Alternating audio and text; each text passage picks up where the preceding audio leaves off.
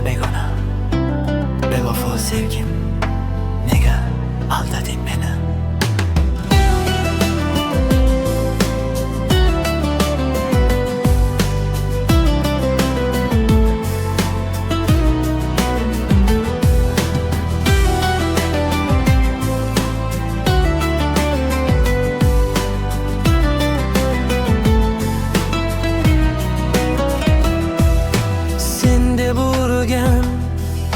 Yuragim endi darda, sening izing qolib ketdi har bir xayolda.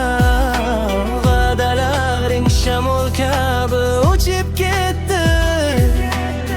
Men ishondim, sen esa bevafo bo'lding. Bevafo, bevafo, nega tashlab ketding? Yuragimni parcha parcha qilib ketding. Ayriliqning og'riqlari bitmas ekan, sevgan yurak seni unutolmas ekan.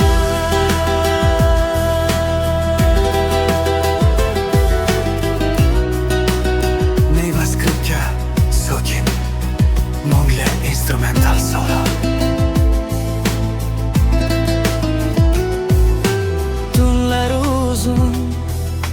Ko'zlarimda uyqu yo'qdir, har bir sukut ichimdagi ming bir dardir. Birga yurgan ko'chalar ham seni eslar, sensiz qolgan bu yuragim seni izlar.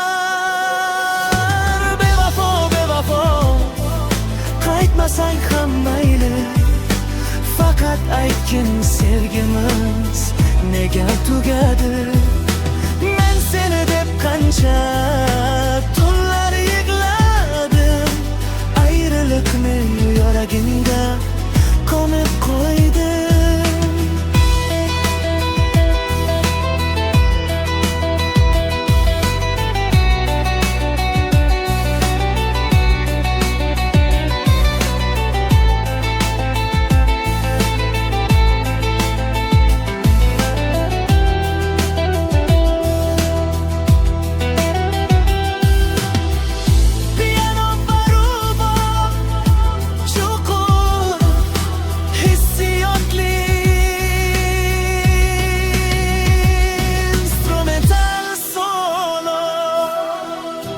Balki bir kun sen ham meni eslarsan, o'tgan sevgi qadrin o'shanda anglarsan. Ammo meni izlab qaytma, kech bo'ladi.